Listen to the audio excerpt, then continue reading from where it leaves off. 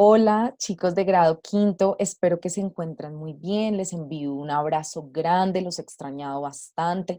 Sé que han sido tiempos difíciles para todos, pero sabemos que en unión, en amor familiar, vamos a salir de todas estas situaciones juntos.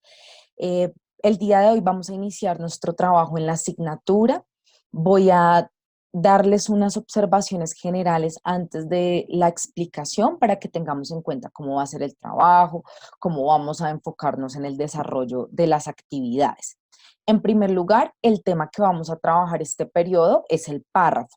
Entonces vamos a ver la definición, las características, cómo se compone un párrafo, cómo es posible estructurarlo y la clasificación. Respecto a las observaciones generales, entonces la primera es realizar la lectura de la guía orientadora que nosotros vamos a encontrar en el blog.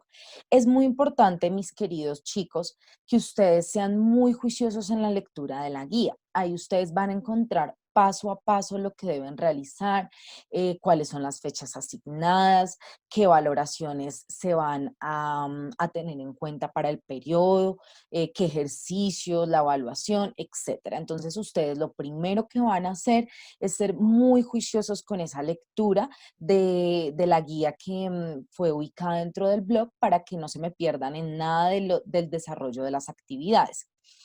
Luego vamos en nuestro cuaderno a marcar segundo periodo, le hacen un muñequito bien bonito, que sea como siempre hemos asignado nuestro segundo periodo en el cuaderno. Vamos a realizar entonces el cuadro de valoraciones como lo veníamos trabajando, fecha, valoración, nota, firma padres y firma estudiantes. En este caso, pues no va a estar mi firma, sino la revisión que yo voy a realizar al final del periodo, porque ustedes, digamos que cuando ya terminemos todo, las sesiones virtuales, ustedes me van a enviar el cuadro de notas para que yo lo pueda revisar. En tercer lugar, de todas las explicaciones que hagamos, vamos a realizar una toma de apuntes. Yo opté por realizarles unas diapositivas para que ustedes puedan realizar los esquemas, puedan, digamos que, ubicar las generalidades que yo puse en las diapositivas y así no nos perdamos de la explicación. ¿Listo? Entonces, después de marcar segundo periodo, hacer nuestro cuadro de valoraciones, vamos a ubicar grande de título el párrafo y empezamos a consignar la comprensión que realizamos de nuestro tema. Vamos a realizar posteriormente un ejercicio de práctica que lo vamos a encontrar dentro de la guía orientadora. Ese ejercicio no tiene valoración, lo que pretende es reforzar un poco la explicación que yo realice. Y finalmente van a resolver la evaluación que hay en el link. Chicos, ahí es importante que en el momento que usted la vaya a realizar, tenga la disposición, tenga el tiempo adecuado, ya hayas repasado previamente, porque solo van a tener un intento para realizarla. Entonces, la evaluación está colgada en un formulario de Google. Por eso es tan importante que cuando usted ya la vaya a realizar, es porque está seguro que has repasado, que has revisado este video nuevamente y que podemos hacer ya, digamos que con toda la calma y la seguridad, la evaluación. También recordarles que el día de hoy, a las 10 de la mañana, porque pues hoy es cuando se cuelga el video, vamos a tener una sesión en vivo también para aclarar dudas, cualquier inquietud que ustedes tengan y demás. Entonces, también estaré presta a responderles cualquier duda que tengan. Bueno, vamos a dar ahora sí paso a la explicación de nuestro tema. Entonces recuerden que vamos a abordar el párrafo. Pero antes de empezar a explicar nuestro tema, tenemos que recordar algunas cosas que nos van a permitir ubicarnos un poco en el tema. Entonces, lo primero que vamos a recordar es cuando nosotros hablamos de párrafo, primero tenemos que hablar de un texto. Entonces, si ustedes se dan cuenta ahí en nuestra pantalla, tenemos un texto. Si ven, ahí se los estoy señalando. Todo esto es nuestro texto, ¿cierto? En ese texto nosotros vamos a encontrar aparte un título. Recuerden que lo más importante cuando nosotros vamos a empezar a redactar un texto es ubicar un título que nos va a indicar el tema del cual yo estoy trabajando. Entonces, ya tengo todo mi texto, he ubicado mi título, miren, ahí tengo mi título, y voy a empezar a identificar que dentro de ese texto hay algo que se denomina párrafos. Si nos damos cuenta, en este texto simbólico que tenemos nosotros, hay 3 párrafos. Entonces, acá tenemos el párrafo 1, párrafo 2 y párrafo 3. Cada uno de esos párrafos va a formar parte de lo que es mi texto. Bueno, ahora sí, ¿qué es entonces un párrafo? Si nosotros nos dimos cuenta, dentro del anterior esquema, los párrafos me permiten formar los textos. Entonces tenemos que un párrafo es una unidad mínima o aquellas partes que me van a componer cualquier tipo de texto. Entonces yo voy a encontrar párrafos en una novela, en un cuento, en una noticia, de pronto en un ensayo, etcétera. Entonces los párrafos me van a permitir formar lo que es mi texto. Si nos damos cuenta acá, entonces en el mismo esquema anterior, este párrafo me permitió, este párrafo, este otro párrafo y este, me permitieron formar lo que es mi texto. ¿Listo? Este párrafo tiene unas características. Recuerden que nosotros siempre, luego de ver la definición y entender qué es el párrafo en este caso, vamos a mirar qué lo distingue. Las características siempre nos permiten ubicar esas cualidades o propiedades que corresponden a este elemento que estamos explicando. En este caso, las características básicas de nuestro párrafo serán: la primera, uso de mayúscula inicial. Entonces, acá se los ubiqué. No se les olvide, mis queridos chicos, que siempre que nosotros iniciamos un párrafo, en este caso, debemos iniciarlo con mayúscula. Todo texto que realicemos, nuestros nombres, hay muchas reglas de la mayúscula, pero en este caso, cuando nosotros vamos a escribir un párrafo, siempre debe iniciar con mayúscula.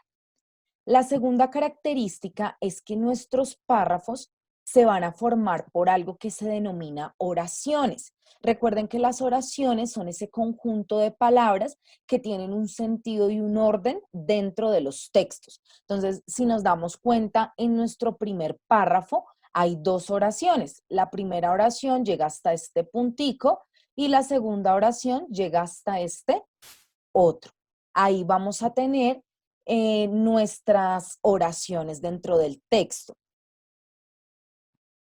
La siguiente característica es que dentro de un texto vamos a encontrar párrafos de diferente tamaño. Los párrafos no tienen un tamaño igual.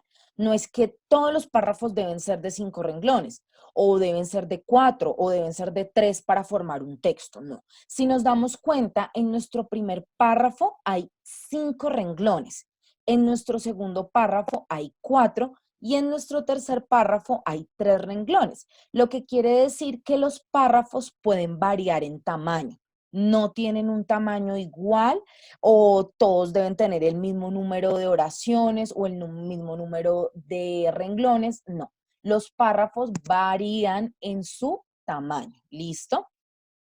Siguiente característica va a ser el uso de signos de puntuación.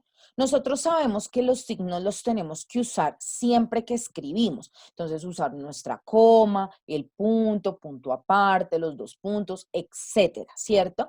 Pero en este caso es muy importante el uso del punto, porque el punto es el que nos va a permitir dar la pauta entre los párrafos. Entonces, siempre hay uso de punto seguido. Acá vamos a encontrar los puntos seguidos en amarillo, si nos damos cuenta.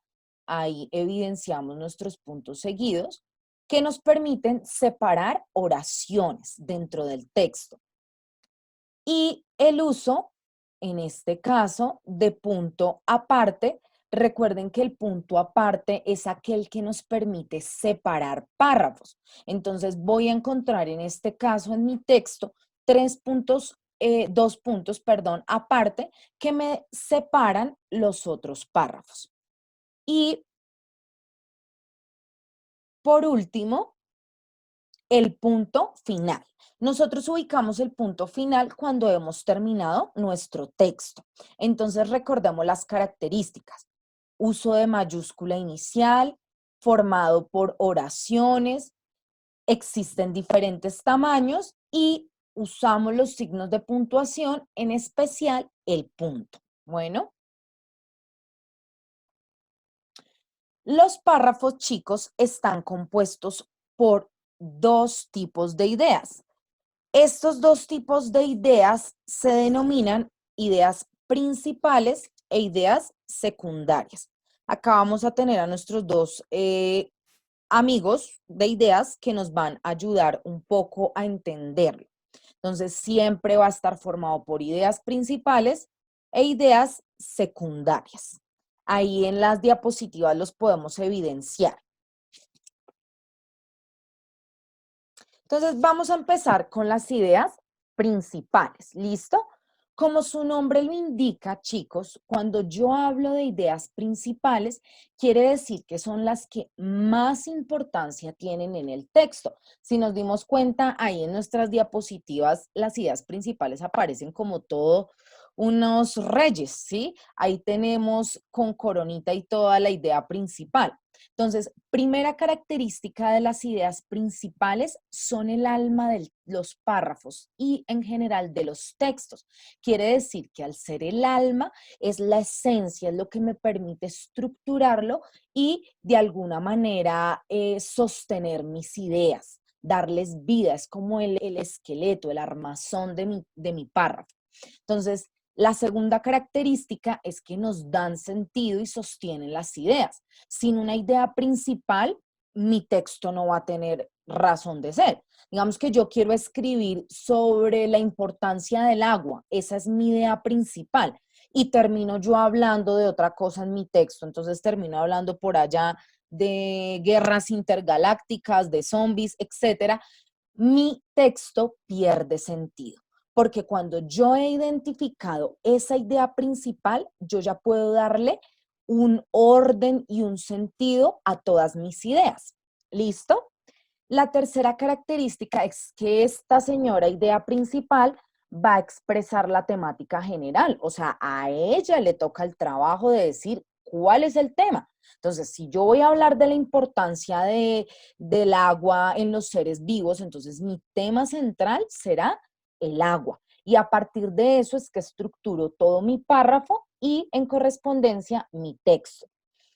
La cuarta característica es que captan y llaman la atención del lector. Entonces, esta idea empieza a atraer al lector y hace que él se interese por el texto. Entonces, siempre esta idea debe ser muy llamativa, porque si nosotros escribimos sobre cosas de pronto ya muy comunes o no sabemos plantear nuestras ideas de forma creativa, vamos a perder el sentido de nuestro texto. Entonces, deben llamar la atención del lector para que nosotros nos interesemos en leer, pues digamos, el texto, el párrafo en general. La siguiente característica es que toda la información gira en torno a ellas. Entonces, como esta es la señora reina y tiene su corona, toda la información de mi texto va a girar en torno a ella. Todas las ideas restantes tienen que ver con ella, porque ella es la principal. Y finalmente, nuestra última característica es que pueden ser explícitas o implícitas. Explícitas significa que yo la puedo leer textual. Entonces yo puedo leer en mi texto la importancia del agua en los seres vivos. Y yo ya sé que esa es mi idea principal.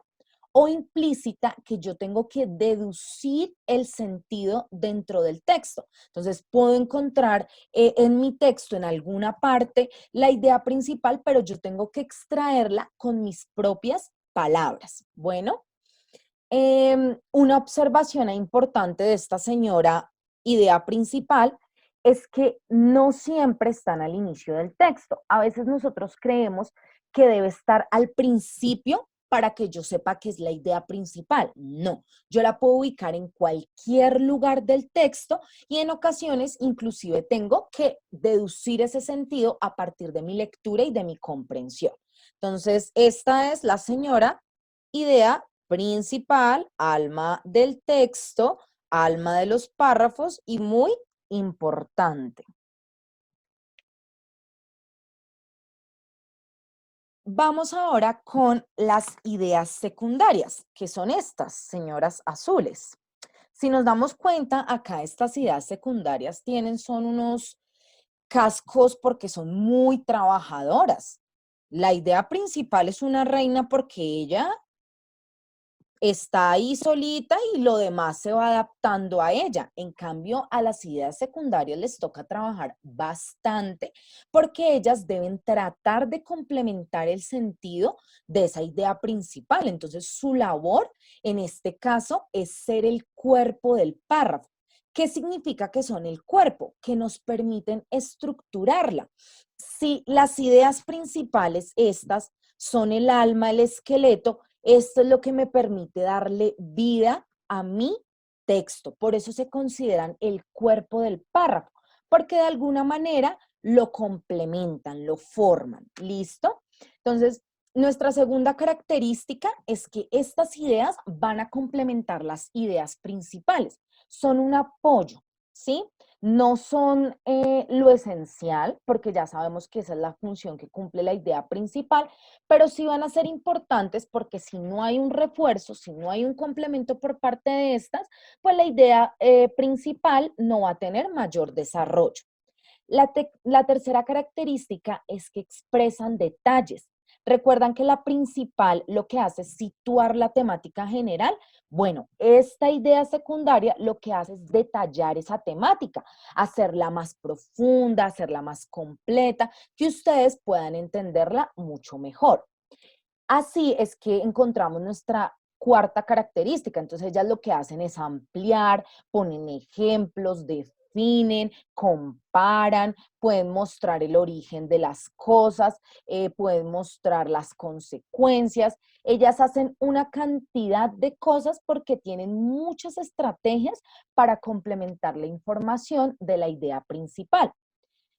Acá en este caso, estas ideas van a girar en torno a la idea principal. Entonces, recuerdan que todo el texto giraba en torno a esta. Bueno, pues estas ideas, miren lo que hacen, giran en torno a mi idea principal. O sea, ella sigue siendo la reina y ellas van a girar en torno a la idea principal. Siempre van a relacionarse con la idea principal porque esa es su función, ser unas señoras muy trabajadoras en función de la idea principal. También pueden ser explícitas o implícitas. Yo la puedo encontrar textual de forma explícita y decir, ah, bueno, esta es mi idea secundaria, o también tengo que realizar una lectura un poco más detallada, más profunda para poder deducirlas. Estas señoras, ideas secundarias, pueden ubicarse en cualquier parte del texto. Podemos encontrarlas al inicio, en el centro, al final, y no van a tener un orden específico dentro de los párrafos. Bueno, vamos a dejar descansar a las ideas principales y secundarias por el momento y vamos a entrar ahora con los tipos de párrafo. Entonces nosotros ya vimos la definición. Sabemos que es un párrafo que se convierte en una unidad estructurada dentro de lo que es mi texto, que condensa oraciones, que tiene unas características como uso de mayúscula, uso de signos de puntuación, que sus tamaños varían. También sabemos que se componen de dos señoras importantes, que es la idea principal y la idea secundaria que nos permite formarlos. Y ahora vamos a ver qué clases de párrafo hay. Estos párrafos los vamos a ubicar de acuerdo a la finalidad que cumplen en el texto. Entonces vamos a trabajar tres párrafos: el párrafo introductorio, párrafo de desarrollo y párrafo de conclusión. Bueno, entonces vamos a empezar ahora con la definición de las clases de párrafos para que los podamos identificar. Vamos a encontrar en la parte de abajo de nuestras diapositivas un ejemplo que vamos a ir encadenando de acuerdo a la clase de párrafo que trabajemos. Entonces, empezamos con el párrafo introductorio. Este párrafo tiene 3 características.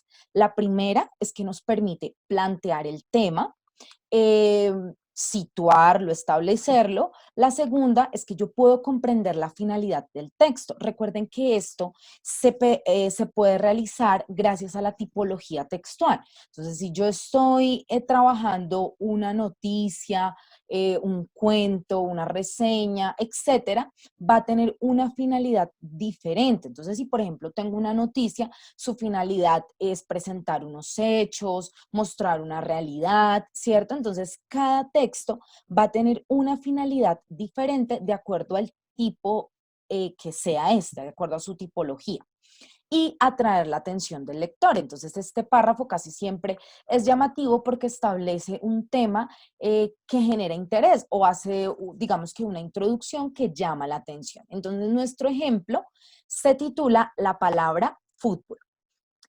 El deporte del fútbol, tal y como lo conocemos en la actualidad, nació en Inglaterra durante el siglo XIX, de modo que la palabra fútbol se originó de las palabras inglesas foot, pie, y ball, pelota.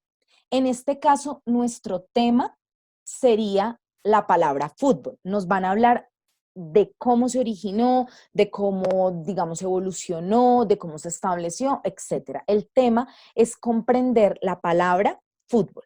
¿Cuál será la finalidad del texto? Esa la podríamos identificar como presentarnos, ¿sí? O darnos a conocer cuál ha sido el origen, la evolución, el desarrollo de esa palabra. Y digamos que ya cumplir con el atraer la atención del lector tiene que ver con si nosotros no sabemos de ese tema, pues nos va a llamar la atención el conocer cómo se originó esa, digamos que esa palabra que es tan conocida entre nosotros y que es tan, digamos que de alguna forma aceptada. Vamos con nuestro segundo tipo de párrafo, que es el de desarrollo. Este párrafo tiene 2 características principales. La primera es que profundiza el tema. Entonces, yo ya he establecido mi generalidad en el tema, ya he planteado una finalidad que es implícita y ahora empiezo a profundizarlo. ¿A partir de qué? De definir, de ampliar, de ejemplificar, de comparar, de mostrar la causa, la consecuencia, que era lo que les hablaba anteriormente. Entonces vamos a continuar la lectura y vamos a establecer cómo desarrolla este párrafo en su ejemplo. Inicialmente, esta palabra fue rechazada en nuestro idioma porque se le consideraba un anglicismo. Anglicismos son palabras que provienen de la lengua inglesa. En su lugar se propuso la palabra balompié. Sin embargo, la voz inglesa fútbol se ha adaptado al español con 2 acentuaciones válidas, fútbol y fútbol. En la época precolombina, los aztecas practicaron un juego de pelota de características similares al fútbol. Este deporte se jugaba en una cancha rectangular. 2 equipos se enfrentaban con el objetivo de hacer pasar una pelota de caucho por un anillo de piedra o de madera, puesto en forma vertical. Los deportistas debían mantener la pelota en el aire, impulsándola con cualquier parte del cuerpo. Entonces, miren cómo nos amplía acá el tema. Primero, nos da una explicación de dónde, digamos, dónde se establece esa palabra, que es en la lengua inglesa. Nos habla que su razón de ser es un anglicismo. Y en segundo lugar, nos dice cómo esa palabra se ha adaptado al español, cómo ha cambiado, cómo ha transformado, cómo se ha evolucionado y posteriormente nos da un ejemplo de cómo en la antigüedad se usaba ya esa práctica y su nombre. ¿Listo? Entonces miren la forma de desarrollarnos el tema. Finalmente, el párrafo de conclusión hace 2 cosas. La primera es resumir el tema. En este caso, nosotros estamos hablando de la palabra fútbol, ya vamos a mirar cómo lo realiza, y cerrar las ideas que yo planteo. Entonces, vamos a observar el ejemplo. Finalmente, es posible afirmar que el término fútbol, como cualquier otra palabra, ha tenido una evolución en los diferentes contextos en los que se ha desarrollado, adquiriendo nuevos significados según los hablantes y países. Asimismo, es importante resaltar que el valor y sentido de la expresión fútbol, tal como la conocemos hoy, es un aporte invaluable de la lengua inglesa. Entonces, ¿cómo nos resume el tema? Porque primero nos indica que esta palabra ha tenido una evolución, ¿cierto? Ya nos ha resumido algo. Aparte de eso, nos dice que se ha desarrollado según el contexto, según el lugar donde se ha desarrollado esta palabra. Y cierra las ideas diciéndonos que esta palabra fútbol es un aporte de la lengua inglesa que de alguna manera es significativo para nosotros porque es una palabra que usamos en la cotidianidad. Ya para finalizar la explicación del tema, vamos a ubicar un último ejemplo en donde vamos a realizar la lectura de manera detallada y juiciosa del texto que nos presentan, que en este caso se titula La cerámica. Yo voy a realizar la lectura con ustedes y después de la misma vamos a empezar a identificar las ideas principales, los tipos de párrafo y demás elementos trabajados. Bueno, entonces les pido que por favor se dispongan, estén muy atentos y vamos a empezar la lectura. Nuestro texto titula La cerámica. La cerámica es el arte de fabricar vasijas y otros objetos de barro, loza y porcelana. Existen varios tipos de cerámica. La alfarería, que está hecha con arcilla cocida. El grés, también de arcilla, pero cocida a una temperatura mucho más alta. La porcelana y la loza, hecha de caolín, un material que primero se hace vidriado y luego se cuece a muy altas temperaturas. Tanto la arcilla como el caolín tienen que cocerse, ya que cuando están mojados o húmedos se vuelven tan blandos y flexibles como la plastilina. Secados al sol endurecen. Sin embargo, si se mojan, vuelven a ponerse blandos. La única forma de endurecerlos es sometiéndolos a una temperatura altísima. Hace 9000 años ya se hacían objetos de arcilla, pero se secaban al sol o sobre las brasas. No fue sino hasta el siglo V que en Medio Oriente se inventó el primer horno donde se podían cocer piezas de arcilla sin romperlas. En el caso de Colombia, desde la época precolombina, los pobladores del territorio colombiano desarrollaron el arte de la cerámica. Las culturas Tairona, Muisca, Quimbaya y Tolima, entre otras, elaboraron piezas que causan nuestra admiración.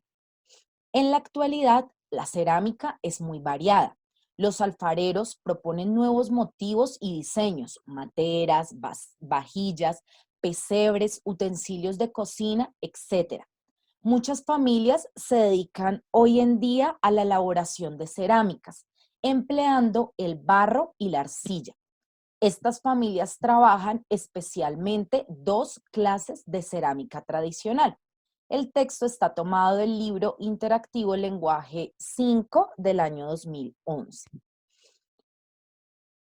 Bueno, entonces ahora sí vamos a empezar nuestro análisis. Miren quiénes volvieron por acá. Vamos a dejarlo acá arribita. La idea principal y la idea secundaria. Entonces volvieron ellas dos porque nos van a permitir identificar los elementos en el texto. Entonces, lo primero que vamos a hacer es mirar cuántos párrafos había.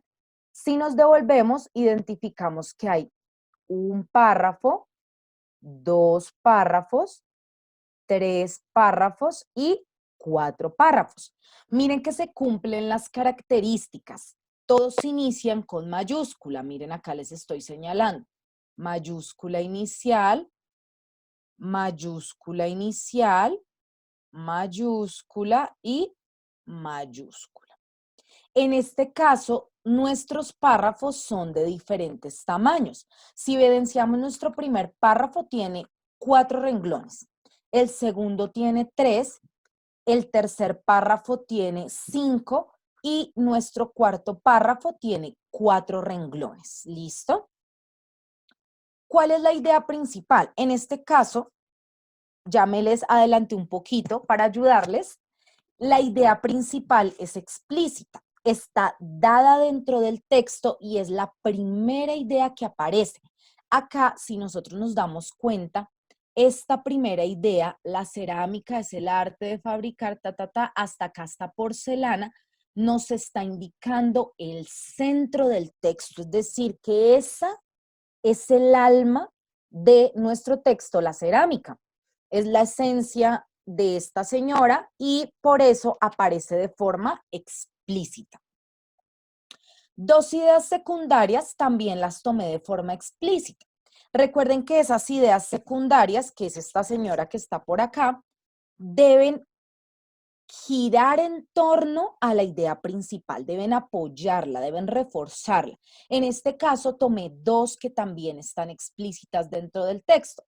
Una que nos habla, la voy a leer, entonces, no fue sino hasta el siglo V que en Medio Oriente se inventó el primer horno donde podían cocerse piezas de arcilla sin romperlas. En este caso nos está hablando de un elemento importante dentro de la fabricación de cerámica. Y la otra idea dice, Colombia, desde la época precolombina, los pobladores del territorio colombiano desarrollaron el arte de la cerámica. Esta idea lo que nos sitúa es un contexto de elaboración de esa misma cerámica. Apoyan esa idea principal que consiste en plantear la cerámica como un arte de elaboración de vasijas, de objetos, etc. Vamos a identificar entonces, acá vamos a dejarlas a las dos señoras. Vamos a identificar entonces cuál era nuestro párrafo introductorio. En este caso, el párrafo introductorio es el primero, porque es el que nos sitúa nuestro tema y finalidad. Si nosotros nos damos cuenta y lo volvemos a retomar, podemos evidenciar que el tema principal es la cerámica. En este caso, todo gira en torno a este tema. Y la finalidad será explicar la cerámica como un arte y una utilidad para los seres humanos. ¿Listo? Digamos que a lo largo del texto es posible identificar que la cerámica tiene una utilidad en nuestra vida y la ha tenido a lo largo de la historia. Nuestro segundo párrafo es de desarrollo. En este caso vamos a encontrar dos párrafos de desarrollo, el segundo y el tercer párrafo.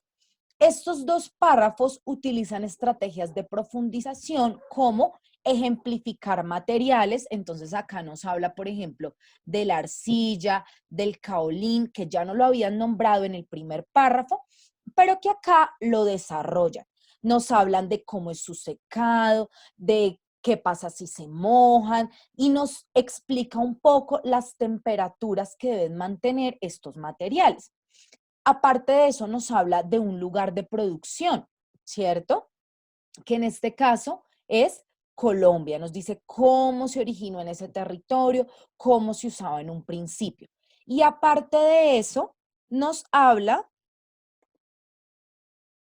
perdón, ya. Y aparte de eso nos habla del origen de unos materiales en la cerámica, que fue el primer horno que permitió ya coser unas piezas en arcilla sin necesidad de romperlas. Entonces profundiza a partir de la ejemplificación de situar un lugar, que también es ejemplificar, y mostrar el origen de los materiales en la cerámica.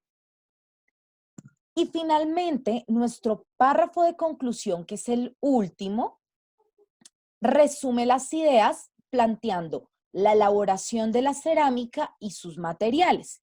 Y cierra estas ideas mostrando cómo es la cerámica actualmente y la función que cumple. Mis queridos chicos de quinto, hemos dado con este ejemplo por finalizado nuestro tema. Espero que hayan tomado sus apuntes, que hayan estado muy juiciosos en la explicación.